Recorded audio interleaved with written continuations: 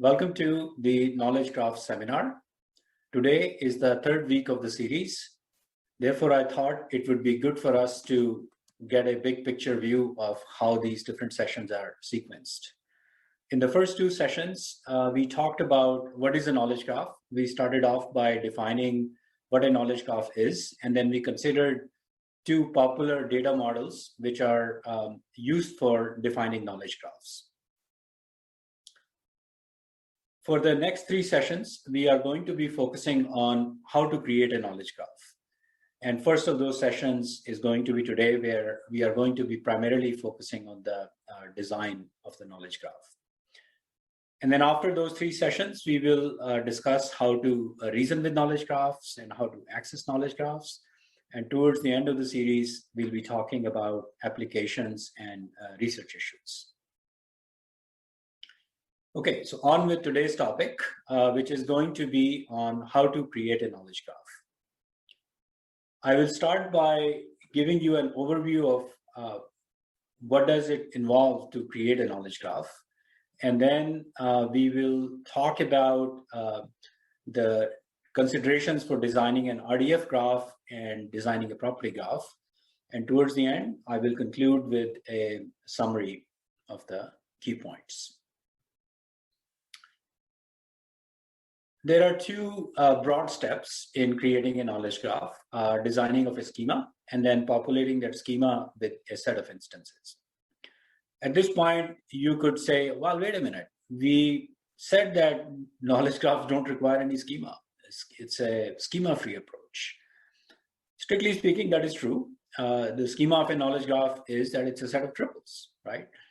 And that's all you need to get started in building a knowledge graph. But we assume that once we have built a knowledge graph, we want to do something with it.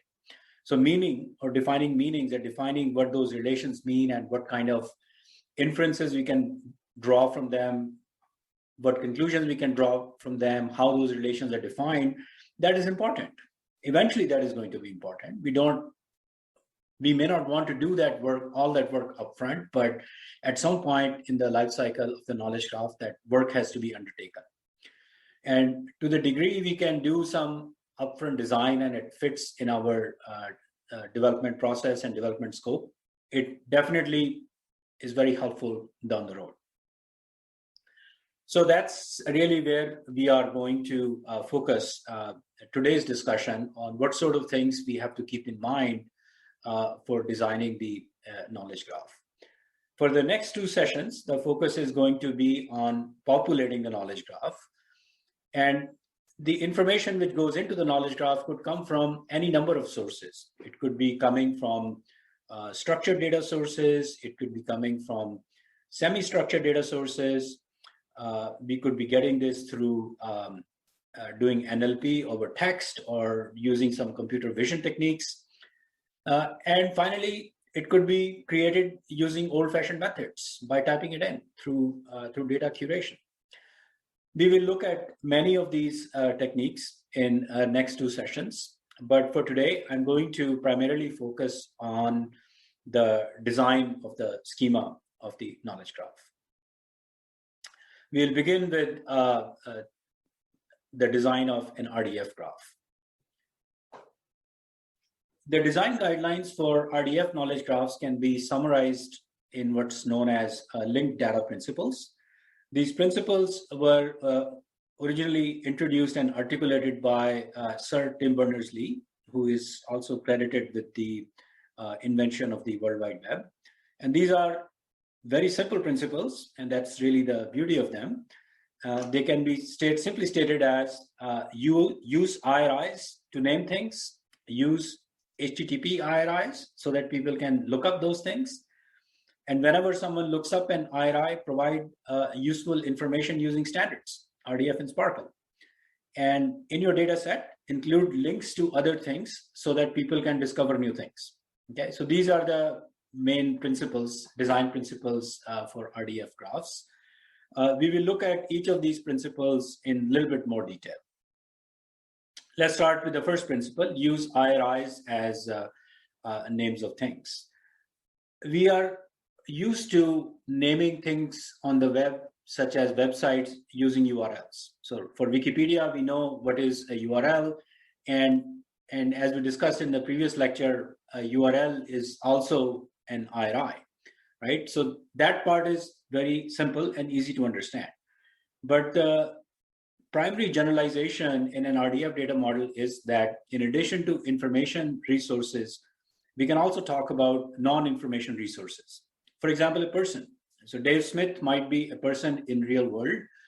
There may not be a website corresponding to Dave Smith, but by creating an IRI corresponding to Dave Smith, we can refer to it in our data set. And not just refer to it, we can uniquely refer to it. So anytime we are using IRI, the intention behind is that it's a unique way to refer to the object with which we are creating that IRI. The basic guidelines with the design of IRIs is to keep them short and mnemonic. In general, these IRIs could be used by computer programs. So what they are doesn't actually make a lot of difference, but it's kind of like when we are writing a computer program, we want the variable names to be meaningful so that if any person ever looks at them, they can make sense of the code. So this principle is in the similar spirit that these URIs are eventually going to be used by humans. Humans will look at it. So we want to keep them short. We want to keep them mnemonic so that it's easier for the humans to make sense of what is in a particular RDF data set. The second important guideline for IRIs is that we should define them so that they are going to persist over a long period of time. And this principle and intuition is not different from URLs. Like when we create a web page, in the web page, we provide certain URLs, and we want those URLs to be persistent because other people may use to point to those URLs. And if we are going to keep changing our URLs, we'll have a lot of broken links, right?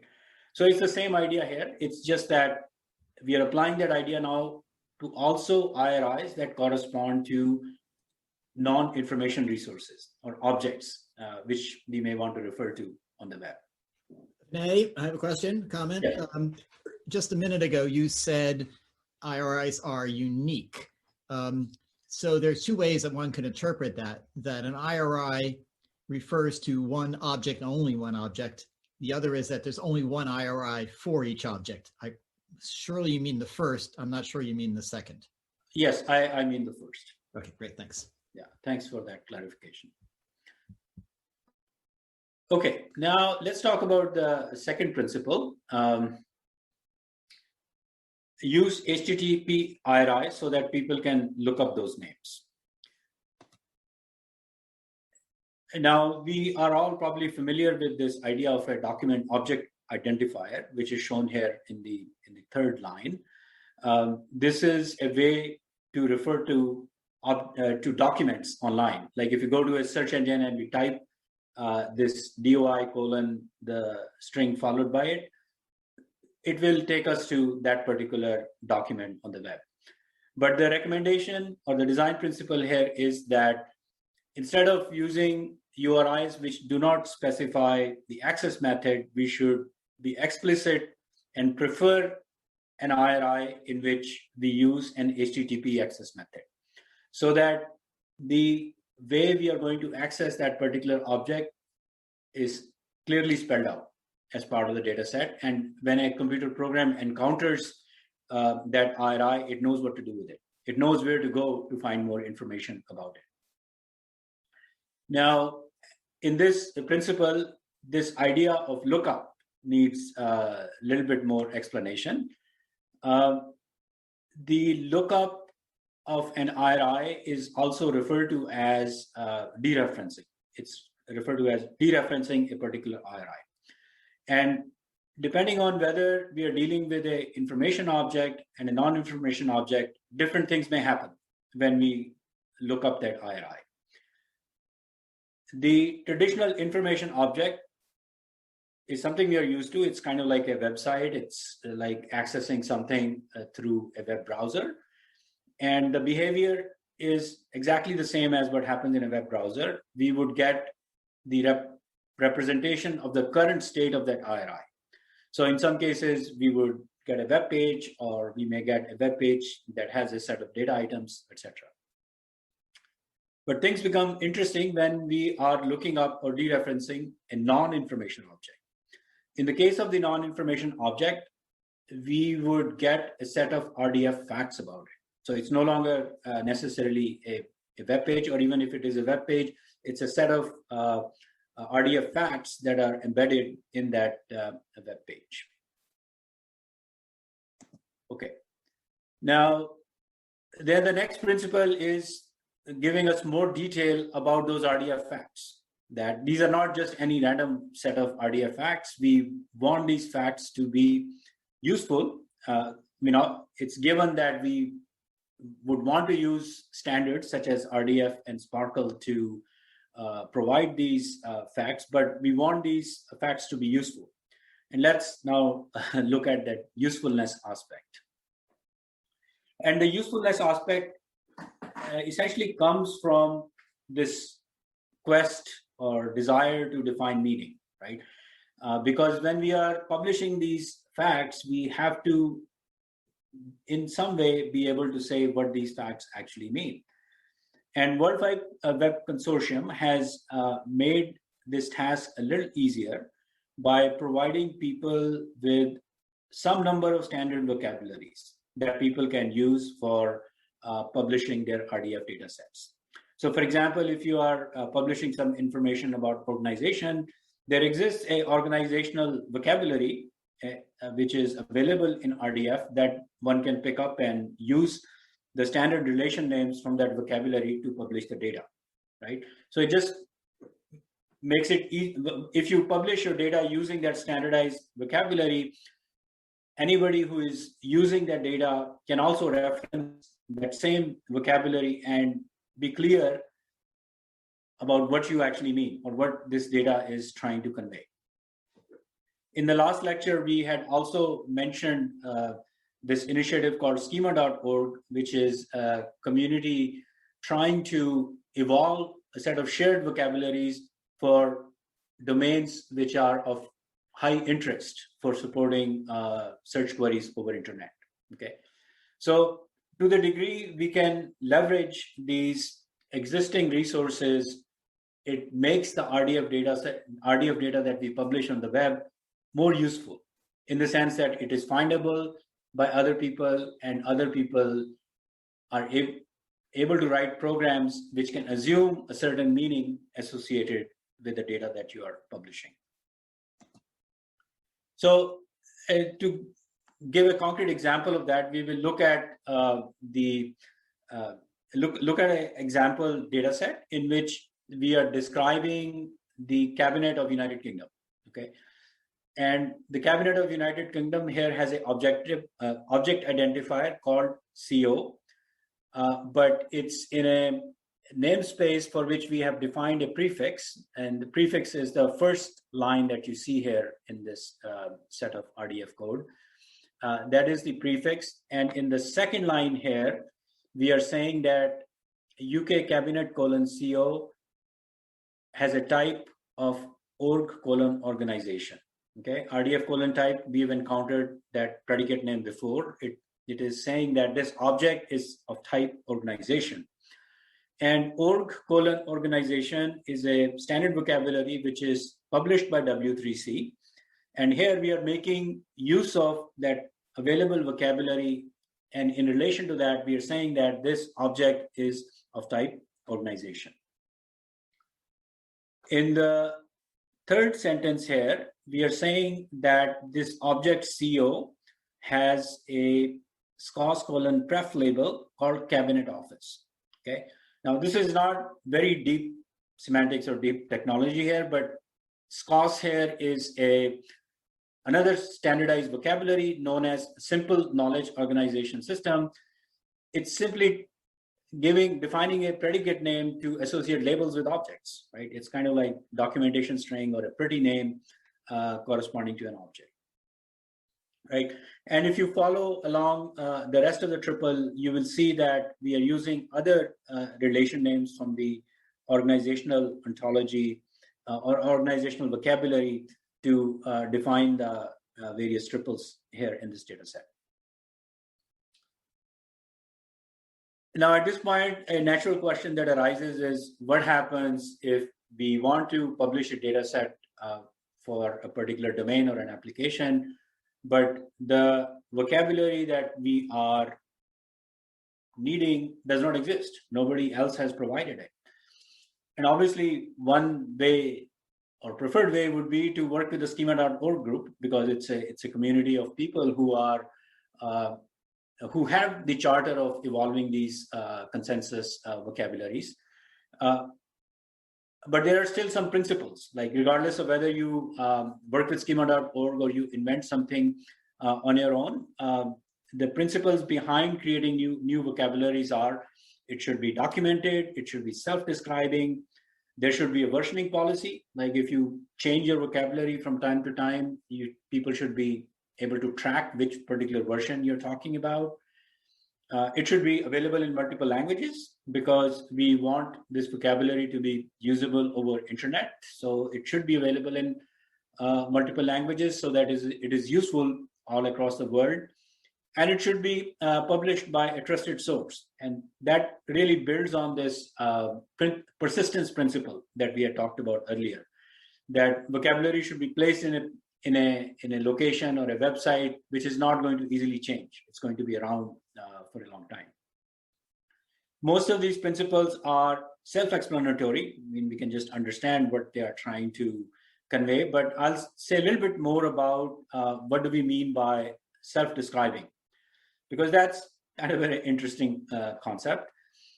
It's interesting because it requires that when we define a new vocabulary or a new schema, we want to make sure that all the information we need to understand that schema is available within the schema itself, right? So it is self-describing in the sense that anything that we need to know to understand that schema is contained in it. Okay, we can look at just that schema and we know what the schema is about.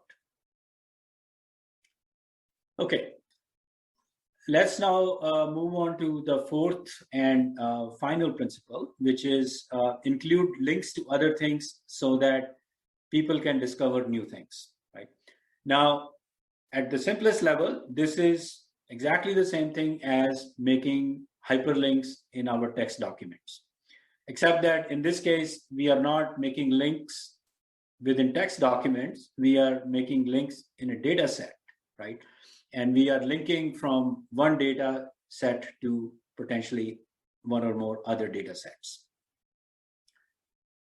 So to understand that a little bit more deeply, let's look at what kind of links one could make between different data sets. We know that in the traditional document web, there is only one kind of hyperlink. You know, there's a hyperlink and you click on it and you navigate to the other document. But in the case of links in RDF data sets, it is important to distinguish among these three different kind of links: relationship links, identity links, and vocabulary links. And we'll look at a concrete example of each one of them.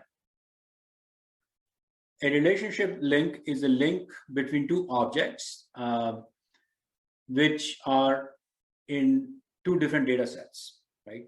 So let's look at the triple, which is shown here. The subject is shown in red, the predicate is shown in blue, and the object is shown in green. This triple is written using the two prefixes that are also defined above it, right above it. So here, big : Dave Smith is a data object is in one data set, and DBpedia : Birmingham is a object in a completely different data set, which in this case happens to be a data set named DBpedia. And we are relating these two objects using a relation Fov : base _ near. Okay, and interestingly, Fov : base near is coming from a vocabulary known as Fov. It's again one of the standard vocabularies which is used on the web to describe people, and FOF here stands for a friend of a friend. It's essentially a vocabulary to describe people and relationships between people. So this is an example of a relationship link. Next, we are going to look at identity links. Identity links are links which equate objects in two different data sets, right? So here the triple is shown as in the last sentence here again. Subject is in red, predicate in blue, and the object in green. And here we are saying that an object DS:ME is same as object big:Dave Smith. Okay. A minute ago, Mike had raised this question of the uniqueness of IRIs, and this example illustrates that one object can have multiple URIs, and we can equate those URIs using these same as assertions. Okay, but both of them are actually referring to the unique object in the real world. Finally, let's look at vocabulary links. A vocabulary link is a link which connects data to the definition of the terms. So here we have an object, big:small medium enterprise, and we are asserting that it is a subclass of DBpedia:company. Okay. Now, subclass of is considered as part of the definition of the object, and we are defining a medium enterprise as a subclass of company, which is defined as a class in the DBpedia vocabulary. Okay, so once again, to reinforce, these links they can be viewed as generalization of hyperlinks, right? In hyperlinks, which are basically links between documents on the traditional HTML web, these are links between objects, and they could be either equating things, they could be defining things, or they could be simply making assertions about objects across different data sets. Okay, so that's pretty much it. And I spend actually a lot of time looking for material on the design of the graphs, and I chose to cover these 4 principles because these are coming straight from Sir Tim Berners-Lee, and these are very simple, easy to understand. That when you're doing your RDF graphs, use IRIs as names of things, use HTTP IRIs, and publish your data using RDF and Sparkle. And whenever people look things up, give them something useful, right? And again, I think his hope and vision was that if you follow these 4 basic principles for publishing data on the web, it would eventually explode in the same way that the document web has exploded, and we will see new kinds of services and capabilities which will become possible, which are not possible today. So Vinay, there's a question about whether certain vocabularies exist or don't exist. The specifics here have to do with companies and relationships between companies, but generalizing that is, how does one find useful relations? I mean, you mentioned a few common collections like FOF and RDFS and so forth. How does one find those? Is there a mechanism for if I wanted to say subclass of, where would I find that? How would I find out what the right? Yeah. So yeah. RIS. Yeah. So there are 2 sources that I personally use. One is to read the standard specifications. Like if you go and read the standard specification for RDF, it would list some of the vocabularies. So it will list things like organizational vocabulary and the catalog vocabulary, and it will give you links on where to go find that. So that's one place I start from. The second one is schema.org, right? Because schema.org, I mentioned several times, it's a community initiative to do just that.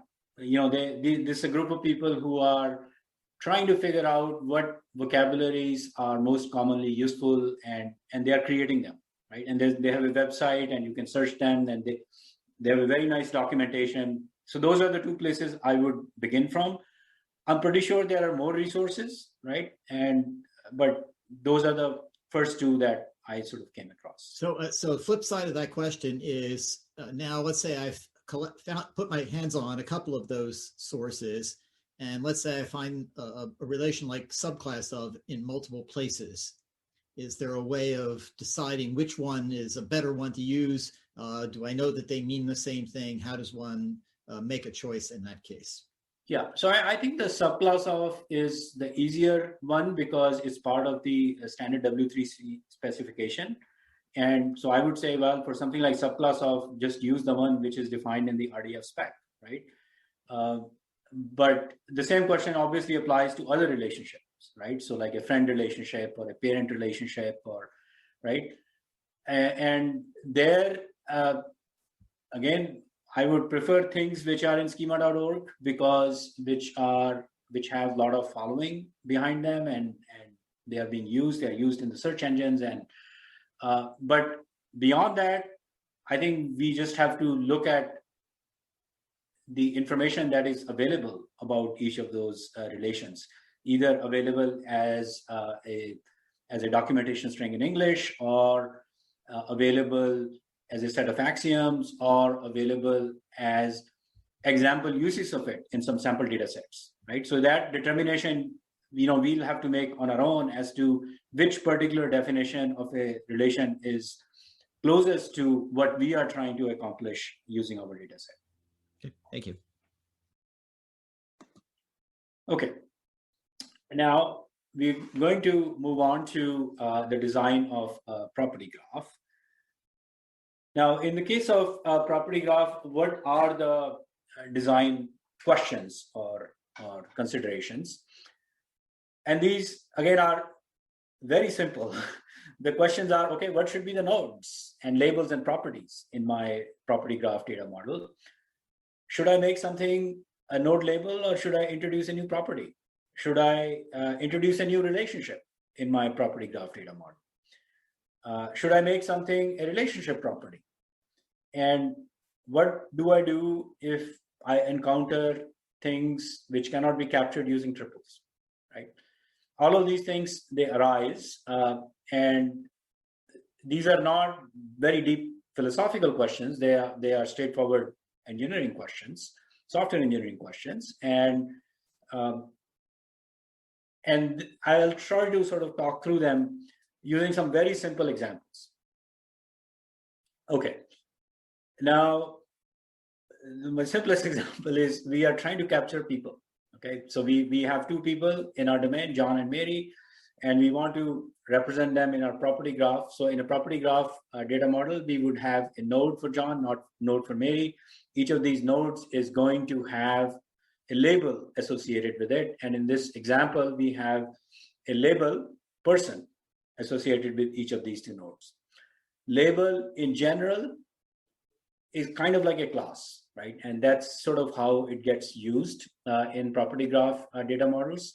The labels represent classes.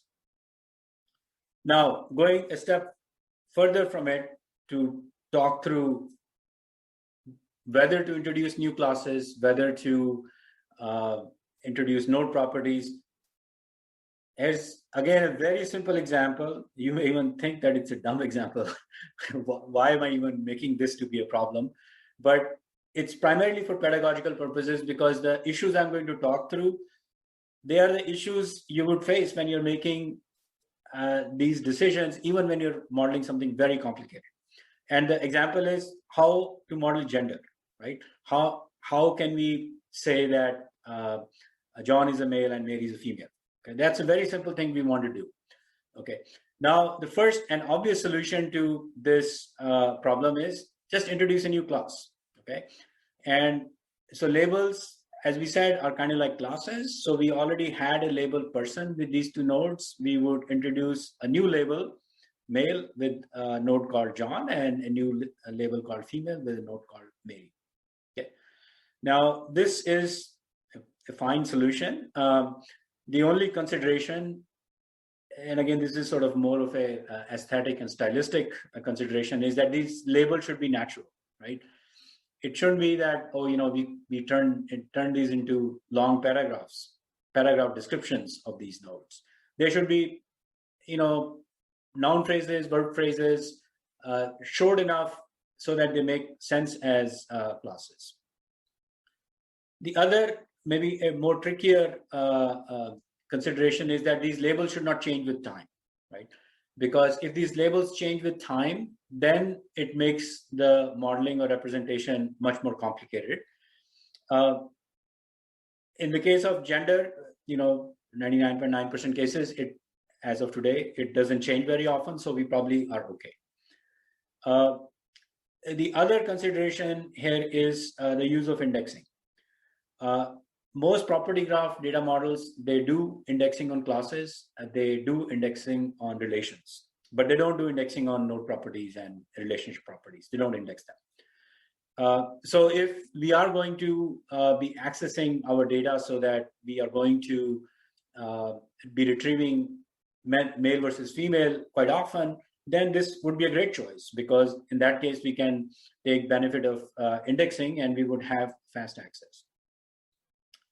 But at the same time, you could argue that, well, no, I don't want to introduce classes. I just want to model these as properties. Okay, I want to have a property in my property graph data model in which its property is called gender. It can have two values, male and female.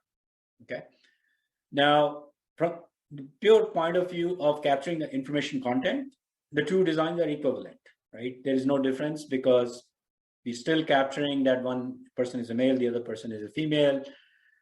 We still have that consideration that this property cannot change with time. It should remain static. The only difference between these two is in indexing, because in the first case, the data will be indexed on whether somebody is a person or whether somebody is a person, some person is a male or a female. In the second case, there is no indexing on the gender, right? So the access would be slower if, for our queries, we are going to be doing selection on these node properties. Okay, now there is a third solution for capturing gender. And the third solution is that we can model gender as an object, okay? And in this case, we have a gender object, and with gender object, we are going to associate a property called name, which could have value male or female, and we will have a has gender relationship between a person node and the gender node. Okay. Now you would say this is crazy. Why would anybody want to do this? Well, one situation where you may want to do this is if your relationship is going to change with time, right? Now, granted that gender is not a relationship for most people, it does not change with time, but we know that there are some people, for maybe very small number of people, for who gender can change with time.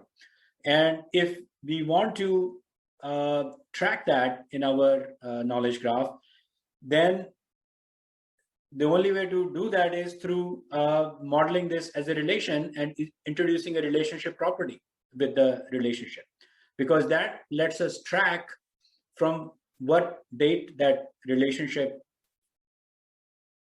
holds true. Okay. Yeah. Now, in this case, one big disadvantage of this third representation is that we will need gender property for every single node, and suddenly the size of our knowledge graph has become double, right? If we had 1,000 people, we would have 1,000 gender nodes, and suddenly our knowledge graph has blown up in size, and it's not clear what information, what additional benefit we are getting other than this very capturing this very corner case. Now, I think from a practical point of view, if the real example was just the gender example, either first or the second representation is fine. Maybe first is preferred because it also gives us faster access. But if we had a situation where we wanted fast access and simple representation, but we also needed to capture this time varying nature of properties in some cases, maybe we will end up with some combination of these two. Okay. So my goal with this very simple example was to illustrate the considerations and concerns in how you choose between these three different alternatives. right? The first alternative is simplest. It gives us faster access. The second alternative, it gets around the problem of making very artificial classes. It probably doesn't make sense for certain things to have classes, so their properties make sense. And the third representation is very useful when we want to capture time varying nature, or we want to associate additional properties with the relationship. Then the only way to do that is through modeling them as relationships and associating properties with that relationship. Vinay, question? Yes. So just a clarification, perhaps. You said if we use the third approach, that we have to have, if we have 1,000 people, we have to have 1,000 gender nodes. There are two ways that it's clear that you have to have 1,000 gender links. Do you actually have 1,000 gender nodes, or do you have 2 gender nodes, one for male, one for female, and then 1,000 links to those 2 nodes? Yeah, I think you're right. You could just do with 2 nodes, but you'll need 2,000 links if you have 2,000 people. Just clarifying. Thanks. Yeah. No. I think that's a good clarification. Yeah. Okay. So I know this was a little artificial example, but this issue of the efficiency of access, I wanted to drill a little bit deeper into this and also explain this using a slightly different example, which you may not find as silly as this gender example. So this is a movies example. So we are trying to model movies and their genres. Okay. And one approach is that we have a node called a node which has a label of movie, and it has a property called genre. Okay. And so if you have a movie Iron Man, we can associate genres with it, action and superhero, right? And then there is a second approach in which we have a node which is type movie, like before Iron Man, but then we have a genre node. And then we associate a genre object with the movie object using has genre relationship. And then the genre object can have node properties like action and superhero. Okay. So I wanted to illustrate how this choice of these 2 different representation would affect the query. Okay. And how it interplays with indexing. Now, we will illustrate that by taking the example of a very simple query. We're looking for movies which have same genre, which have genre in common. So if we had the first representation, we would write our query as match M1 colon movie and M2 colon movie. We are basically looking for 2 movies where X in M1 genre, where we are iterating over genres of the first movie, is also in the genre of the second movie. That's what this where clause is doing. And then we are making sure that we are not doing this genre overlap for the same movie. The movies have to be distinct. And then we will return the 2 movies. Okay, so that's the query using which we would use the first representation to figure out movies which have the same genre. In the second representation, the query will be written as shown here. We would say we are looking for a movie object which has a genre G, and then we will look for a second movie object which also has the same genre G. Okay, that's how we get the same genre. And then, like before, we make sure that these 2 are distinct movies, and we will return the 2 movies. Now, the basic difference between these 2 queries is that in the first query, we are having to pretty much do set intersection. We are doing the intersection of properties of one movie with the properties in the other movie. And given that these properties are not indexed, this can be an expensive operation, right? In the case of genres, it still may not be that cost prohibitive. But if we had a node property which had lots and lots of values, computationally, this may not be the best choice.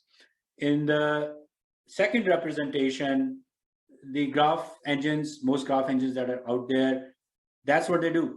They will index their relationships. They're super fast, crazy fast on traversing these relationships. And they will be definitely able to evaluate the second version of the query much, much faster than the first version of the query. Okay, so this is sort of a trade-off between whether to make something as a node property versus whether to create new objects and create links between those objects. And the basic consideration is that if we are going to be accessing those links a lot of time, and we are going to be doing a lot of computations on those links, it's better to turn them into objects, which a graph engine is typically optimized for. Okay, now, so we've talked about node properties and difference between node properties and whether to use node properties or whether to create relations. Let's now look at when should we use relationship properties? When does it make sense to use the relationship property? Now, we've already considered one use case for relation property, and that is whenever there is dynamism. Whenever we have to track time varying information, it makes sense to turn that into a relationship property so that we can track it.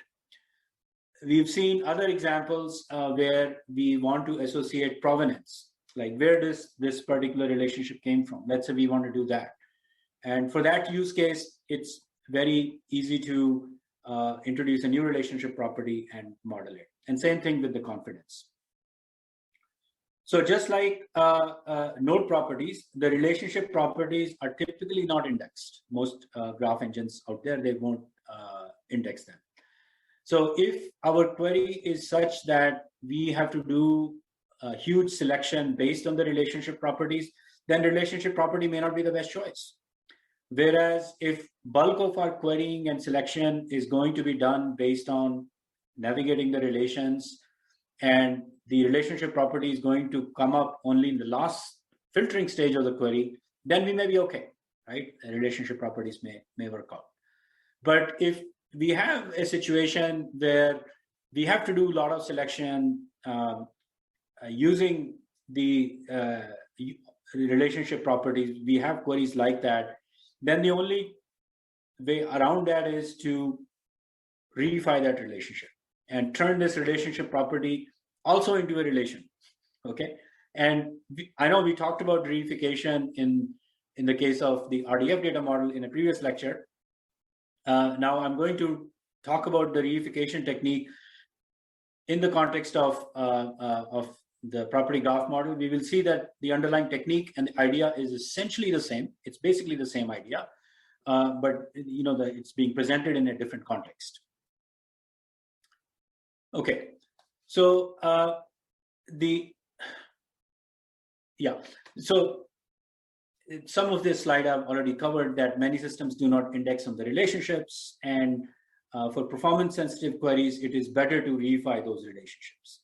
So performance is certainly one reason for wanting to reify relationships.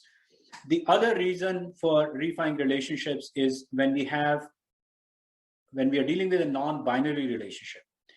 And a typical example of a non-binary relationship is a between relationship. We want to say that X is between Y and Z. This is a relationship which is inherently a relationship between three things. It's not a binary relationship, right?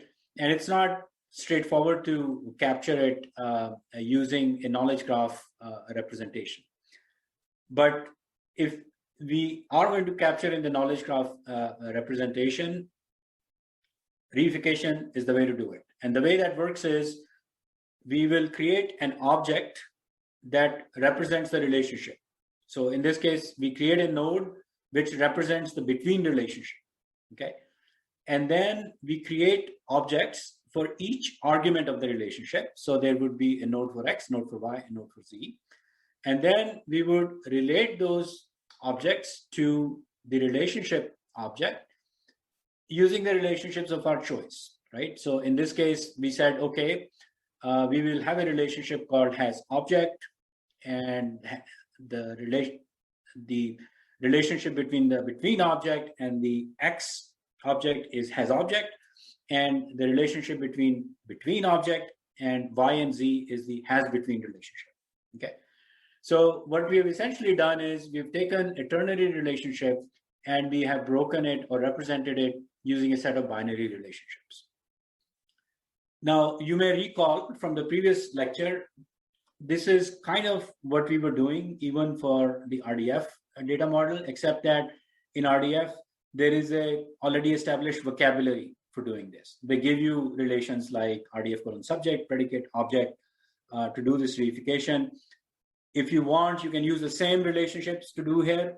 I just chose to use different relationships to articulate that the concept of reification is really independent of what the relationship names are. We can do it many different ways. And in RDF, there is a one particular choice of relationships. And here, I chose a slightly different set of relationships. But the underlying problem that we are trying to solve is the same. We have a ternary relationships, and we are trying to represent it using a set of binary relationships in our knowledge graph. Okay, so that's pretty much the essence of what I wanted to convey today in the design of knowledge graphs in these two different data models. And I'll try to summarize what we went over in this lecture. Clearly, the considerations in the design of knowledge graphs, there are common considerations, right? What should be a class? What should be a relation? When to do reification, how to do reification. These problems are common to both RDF data model and the property graph data model. I just sort of presented certain problems under the umbrella of the property graph model, but you have to make similar choices in the case of the RDF data model also. The problem actually is the same, even though sort of I chose to present them under different headings. And yet, there are some differences in the design consideration. In the case of RDF knowledge graph, this ability to use the data over web, that is a driving consideration. People are worried about others being able to find and understand the data we are publishing. There is explicit mandate for using vocabularies, standard vocabularies, and for making links across data sets. Now, it does not mean that these principles and guidelines are not useful for property graph data models, right? If you're building a property graph data model, it would be very beneficial if you're reusing a vocabulary, right? And if you're using a property graph data model, it'd be great if you made links, right? It would solve a lot of problems when we are trying to do data integration down the road. So just because these principles have been introduced in the context of RDF data model, it doesn't mean that they are not relevant or applicable to the property graph data model. They are equally applicable and useful. It's just that many property graph data models, they get used in sort of closed enterprise settings, and in those settings, the data is sort of proprietary. It is behind closed firewalls, and this publication over web is not a central consideration, right? But even in those cases, when companies are using property graph data models behind their closed firewalls, sometimes they have their own internal schemes for naming things, which are kind of like IRIs, right? So, for example, in many organizations, they have to have a unique customer ID, right? And they have these elaborate schemes to figure out how they are going to uniquely identify a customer. They don't bother to publish it over web, right? But this problem of uniquely identifying objects, it exists regardless of whether you're doing it over web or whether you're doing in a very closed enterprise settings. And then I should say that in property graph design discussion, there was sort of a lot of emphasis on indexing and how you optimize the query, what queries do you have, and that's a little bit unique to the way property graph architectures or property graph architectures are being used, because they are in this niche space of being able to optimize graph traversals or being able to do analytics where we have to chase relationships among objects. And so finally, to sort of conclude, I like to state that the flavor of the material that I presented in this lecture, it's not the flavor of like a mathematics or hard science. I mean, these are guidelines. I mean, these are good to follow, and in many cases there are equivalent good choices, and in many cases, if you don't follow a certain design guideline, things are not going to break. I mean, you may get less benefit out of your data. You may get less capability, less functionality, but it's not a disaster, right? So it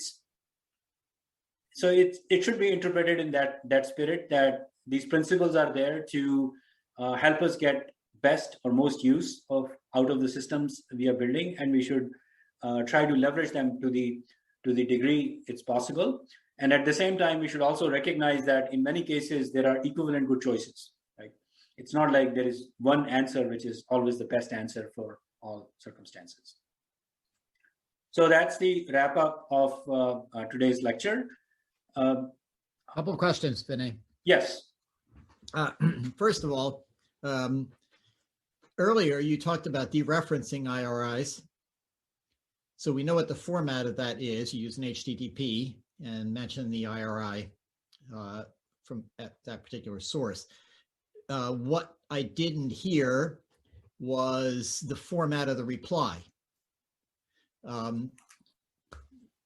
You suggested that Sir Tim requires that the provider provide more information, but what format is that information? If I were trying to build a program that used that IRI, try to dereference that IRI, how would I know what to expect the return would be?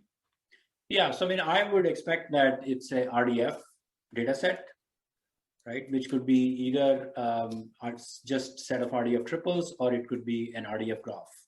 Well, that you said expect. Of course, the issue is that you also mentioned informational IRIs, which are normal web pages, and you would expect something which isn't an RDF graph, but is actually just an HTML page that may be returned, or something else.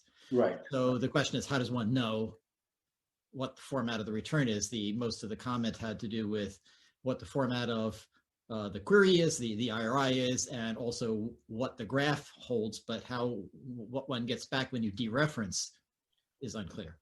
Yeah, so I agree that it's unclear, and I feel clear on the picture that if you do the dereferencing using SPARQL, you would get RDF data or an RDF graph. But if you are dereferencing an information object, you are clearly not getting an RDF graph or RDF data, you're getting HTML, right? Yeah. And so I actually don't know the answer to that. I just thought it'd be worth commenting on that. Okay, so there are a couple of specific questions here. Let me just read this for you. Can you please share your insights on how the KG and RDF search in specific domains will evolve in the next 10 years? Say, using analogy with how search evolved over web pages in the last 20 years or so. How is it going to be different? How is it going to be the same as the way the web grew, the traditional web grew? How is the semantic web going to grow? Is it going to be the same? We expect to see differences? Any comments on that? Well, the only rule about predicting future is don't predict it, right? But I think the vision that we have, and vision that a lot of people in the community have had, is that a compelling use case for this RDF type knowledge graphs is that search engines can issue queries and they can provide more useful knowledge panels as part of the query results. And over a period of time, the web searching could evolve into web question answering, right? Where you're not just processing a set of keywords and giving documents, but for some cases, you can actually give answers, right? And it's the query processing over RDF is the mechanism. It's a very plausible mechanism which would provide an essential ingredient to that kind of implementation. So we sort of, I had a use case of that in our first lecture, right? So the winter tour example.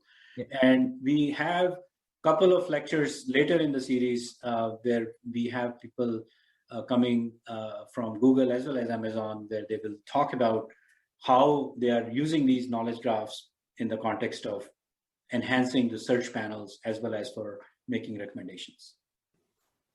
I have a few comments on the search part. Okay. So typically in some commercial or even the open source graph DBs, they have now introduced features for search because when you have a large enough database, then you naturally need search. And at least based on my understanding, they've had to implement very similar techniques that go into regular search engines like inverted index, etc.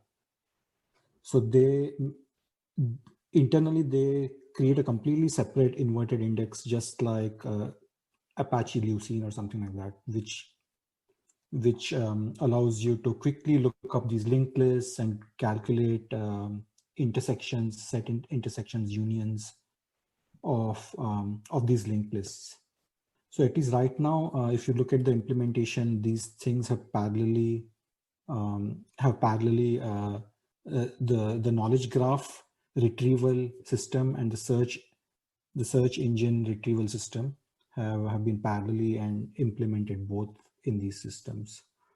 So that is how some products like Neo4j are actually introducing search into their systems. I don't know if that helps. Yeah, so essentially you're saying that traditional search and knowledge graph search is sort of merging, right? Yes, they have implementations. So they're offering both these kinds of features in the same product, but the implementations are the storage implementations are actually quite different.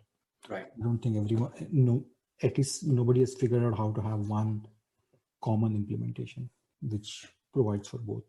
Okay. So the World Wide Web search took off when search engines began building crawlers that would crawl the web and index the information in various different sources to be further used by later on without having to any participation on the part of the owners of those sources.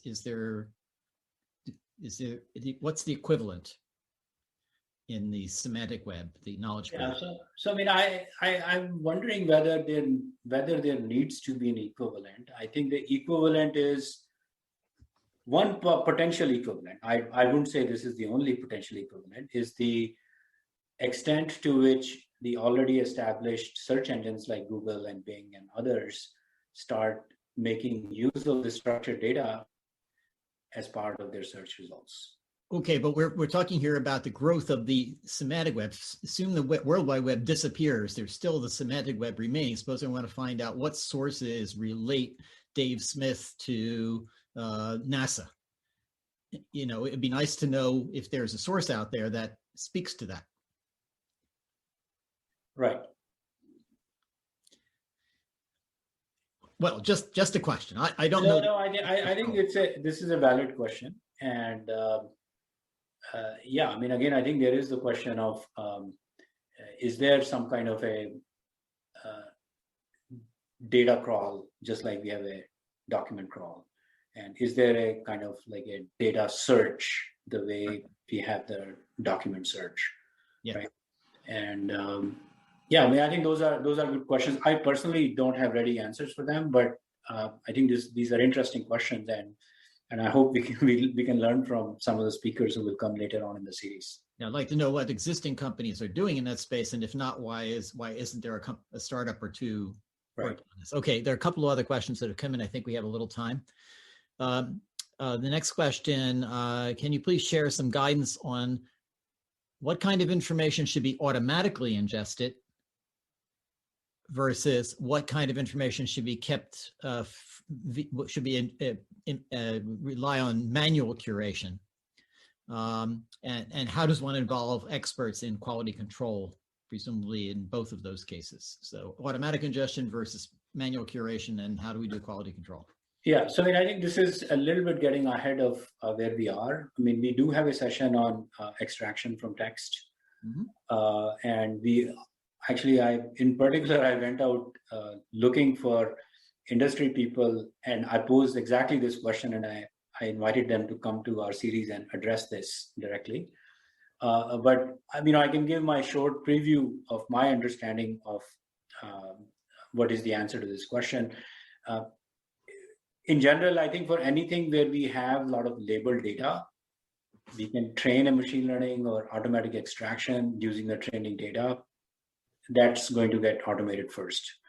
But where we don't have data, or where the accuracy requirement is very high, is going to require human curation.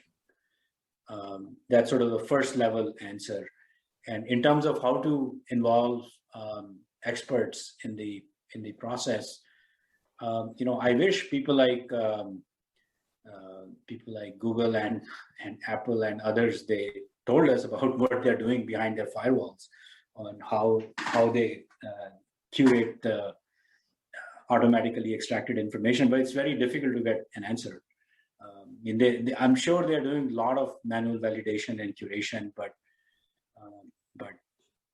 so what actually they do is mystery to me. So I can comment here. In most companies that I've worked in, they have had need to create and curate large databases of information. And overall, I've seen 2 or 3 types.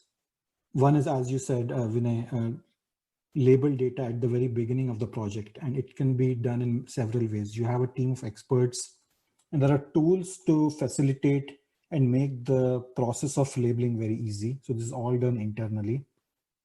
There have been cases where they, if the data is not very sensitive, they spawn it as a task into Amazon Mechanical Turk or some crowdsourcing mechanism that can go externally. That's one thing. That's sort of one class of efforts. The other class is you actually release the product in some form, and then you let actual users either implicitly or explicitly tell you about the quality, like a community. So these are overall the 2 ways I've seen people or like semi-automatically or automatically curate these kinds of systems. But as Vinay, you said, like we have some people who will spend a lot more time on that. Yeah. Okay, we have one final question here. Will Google, and I presume other large companies, continue to dominate search, even for specific domains, or will new players emerge in the case of the semantic web? Or are they already? We kind of touched on that just a minute ago, but yeah. So I mean, again, I think we certainly don't want to get into the predict the future part, but I think as far as we know, there are other startups working on doing better search. In fact, last year we had a couple of speakers in the series. For example, Amit Prakash, he came and talked about a search engine that they are building, which is primarily focused at enterprise markets and which works a lot differently. Like the fidelity at which you can pose the questions is very different from the way you would expect from a traditional search engine. I'm not saying that the traditional search is going to disappear, it probably won't.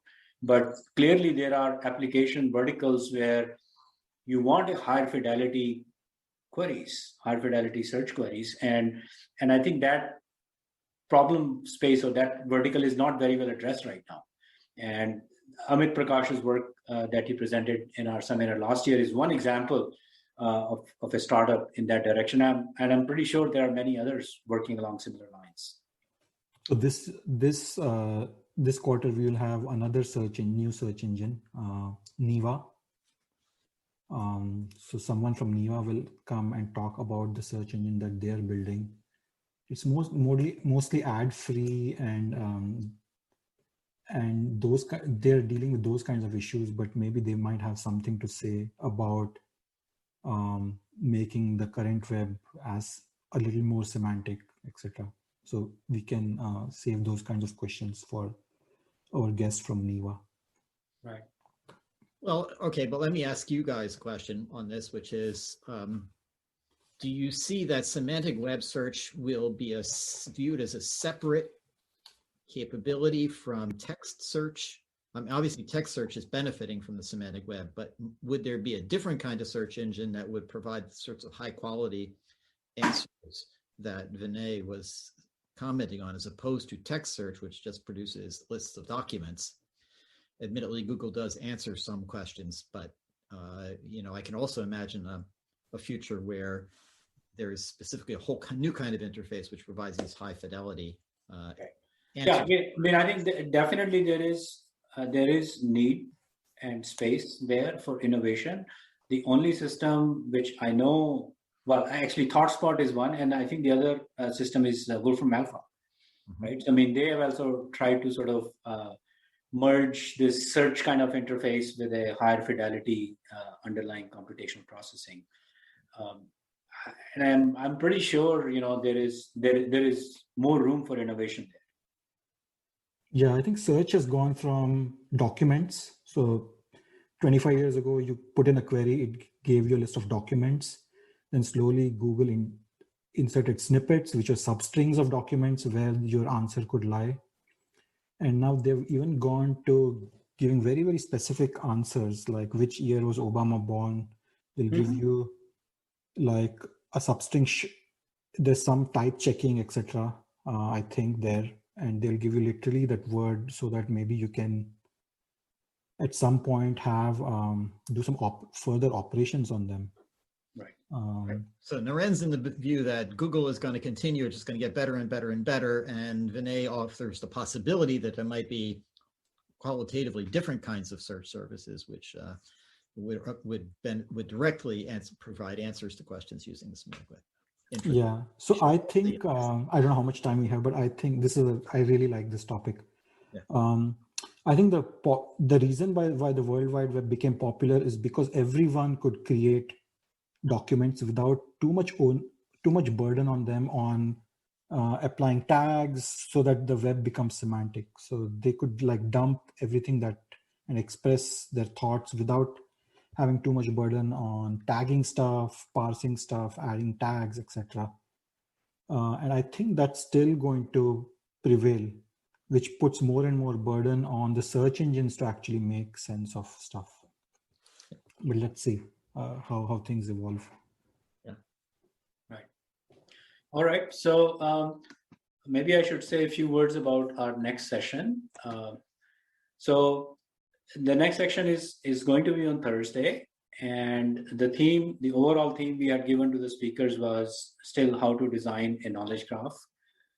We had one cancellation. Deborah McGinnis had to cancel for some unavoidable reasons, but we were able to fill the gap with Jose, Emilio, and Andra Wagmeister.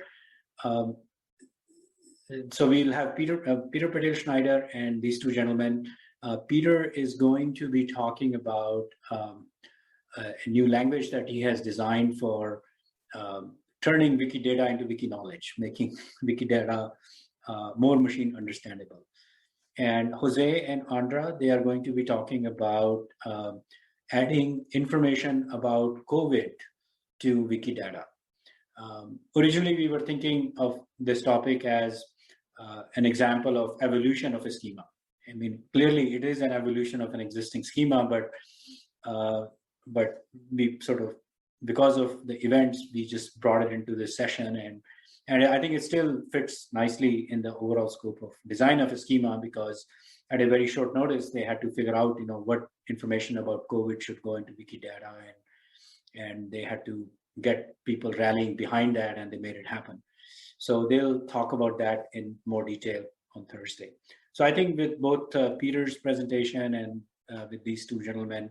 It should be a very exciting session this Thursday, and I look forward to seeing you all at that time. Thank you very much.